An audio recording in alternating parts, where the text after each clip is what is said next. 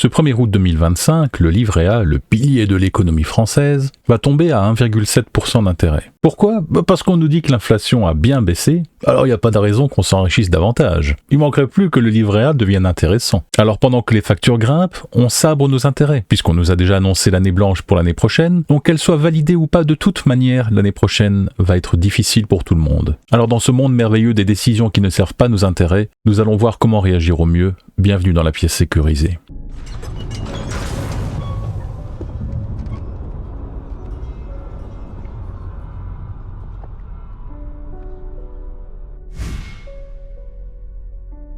Alors nos dirigeants justifient cette baisse du livret A par le fait que l'inflation du coup est à un niveau très bas. Mais cette moyenne est un mirage. En effet, cette inflation basse est surtout due au fait de la baisse des prix d'énergie. Comme vous pouvez le voir là sur le site de France Inflation, on voit que l'énergie a une baisse de 6,7% en termes de coût. Mais en raison des normes européennes, on continue de toute façon de payer l'électricité bien plus cher qu'on ne le devrait. Normalement, notre parc nucléaire pourrait nous permettre d'avoir de l'électricité à bas coût, mais les mécanismes de Bruxelles nous en font payer le prix fort. Mais admettons, on peut voir que les services, eux, augmentent de 2,4% et l'alimentation, elle, continue d'augmenter de 1,4%, notamment le chocolat qui a eu une hausse record de plus de 18%. En attendant, un livret A bien garni à plus de 22 000 € va nous rapporter 160 € de moins par an. Alors ce n'est pas une nouveauté, le livret A est une machine à éroder notre pouvoir d'achat. Et ce taux d'intérêt n'a pas toujours collé à l'inflation. En 2022, l'inflation était quasiment au double du taux d'intérêt du livret A. Alors le taux est fixé 2 fois par an, mais ne vous attendez pas à ce que le taux du livret A remonte au même niveau que l'inflation. De toute manière, on va se faire avoir. Pourquoi ? Parce que le but des dirigeants n'est pas qu'on puisse épargner, mais simplement de nous forcer à consommer. Parce que cette épargne représente notre liberté d'avoir un avenir à disposition, de pouvoir le consacrer ici ou là, de pouvoir quitter le pays si on le souhaite avec une épargne suffisante, bref, de retrouver notre indépendance. Alors nous sommes d'accord, le livret A reste un petit refuge.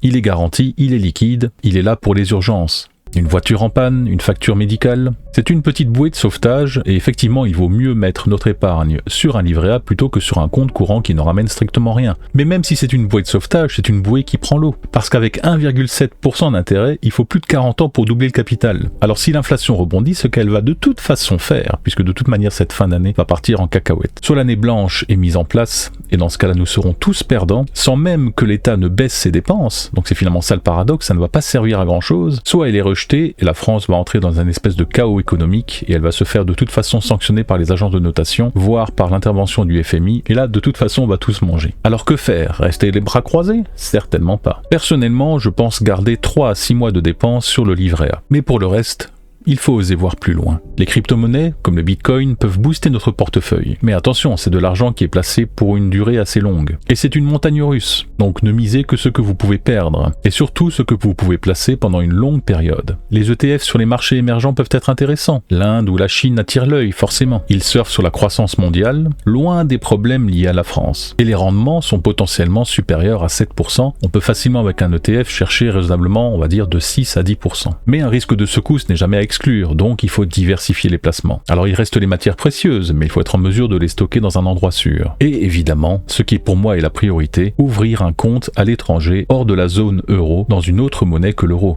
Donc typiquement le dollar qui peut faire office pour l'instant de tampon ou éventuellement le franc suisse. L'euro est fragile, donc à vous de voir si vous voulez mettre au moins une partie de votre épargne à l'abri, ce qui vous permettrait de regarder ces tremblements de loin. Notre épargne mérite mieux qu'un livret A à 1,7%, mais réalisez simplement que le système compte sur notre passivité. Et comme la direction donnée ne va pas être changée, c'est-à-dire qu'il n'y aura a priori pas de baisse des dépenses dans un court terme, pas de baisse des impôts, à partir de là la direction de la France est toujours d'aller droit dans le mur. Alors commencez à vous former, commencez à diversifier vos placements, mais uniquement dans des secteurs que vous comprenez. Il y a suffisamment de solutions pour que vous puissiez avancer pas à pas et au fur et à mesure de vos apprentissages, diversifier toujours plus vos ressources. Parce que ces ressources constituent votre avenir, et même pour certains votre retraite, parce qu'il est temps de penser à votre retraite par capitalisation, autrement dit par le capital que vous mettrez vous-même de côté. Nous aurons l'occasion de revenir sur tous ces points dans le détail, mais je voulais déjà vous partager ces quelques informations. En attendant, vous avez toujours le choix, car ne rien faire c'est choisir de perdre, et réagir c'est protéger votre liberté.